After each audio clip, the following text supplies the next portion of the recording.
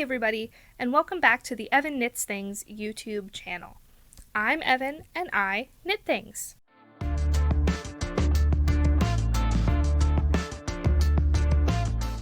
You can find me here on YouTube, over on Instagram, and Ravelry under the name Evan Knits Things. I know, it's so convenient, right? Evan Knits Things everywhere.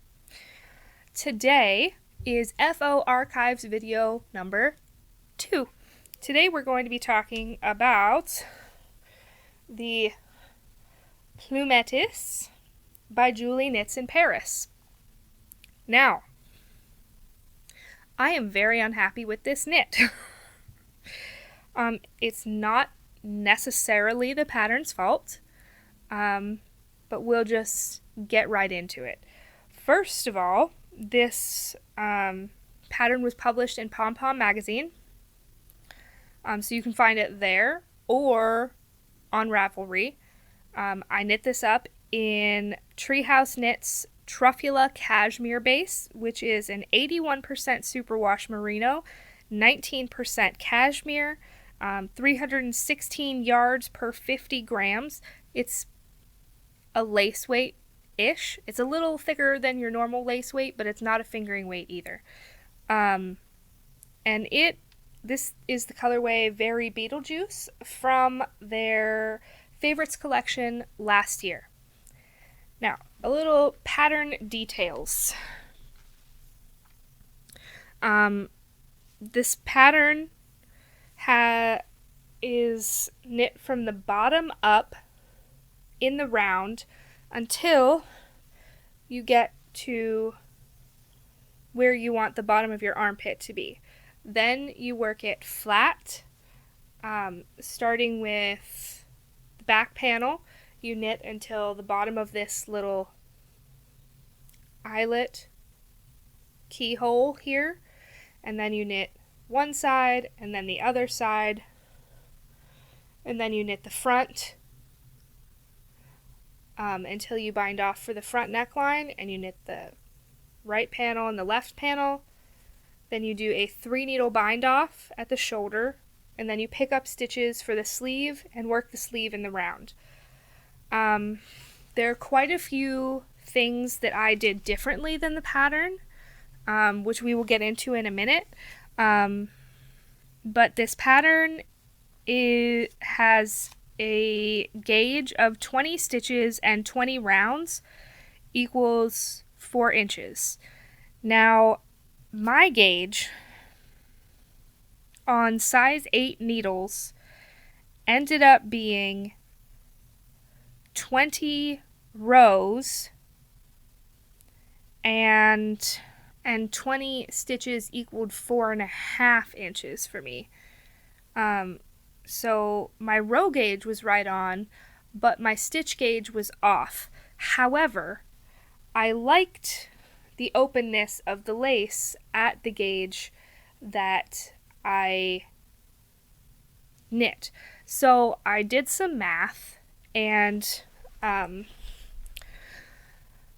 have this fit how I wanted it to fit with just a bit of ease, I didn't want it to be as oversized as the pattern calls for. I wanted it to fit a little bit tighter. So for the smallest size, you're supposed to cast on 224 stitches. I cast on 212 stitches.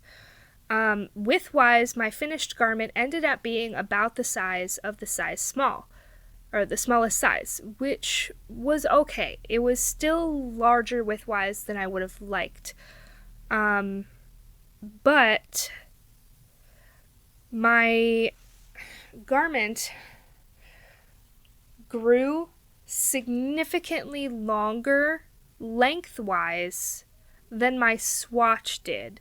And I'm assuming that's just because this is more fabric. But honestly, I don't know what happened with this garment. With the math that I did, I needed to knit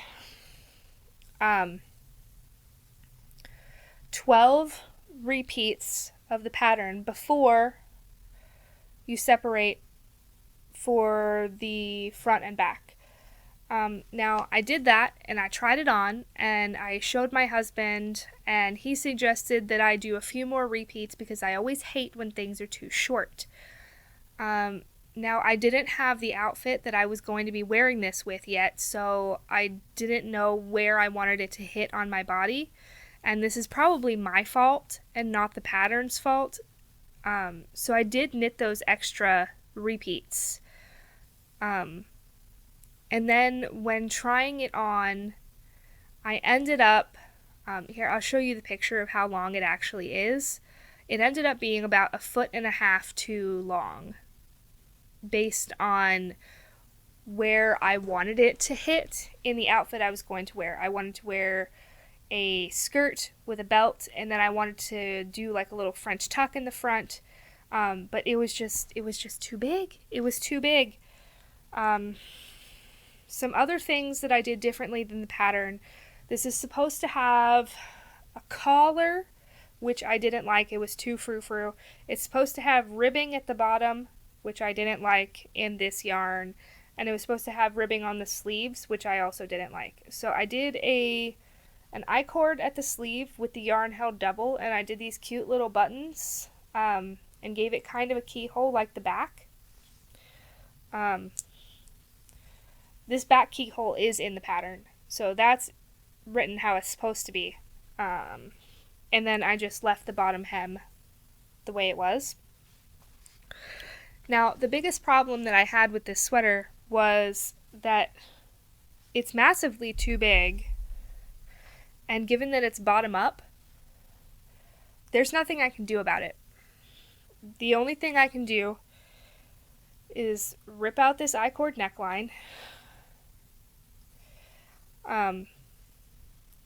rip out both sleeves, undo the shoulder seam, undo to underneath the shoulder, undo like a foot of work, and then reknit the rest of it.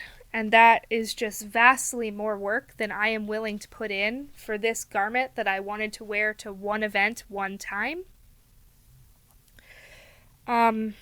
I will say that this pattern is not easy to follow in the magazine.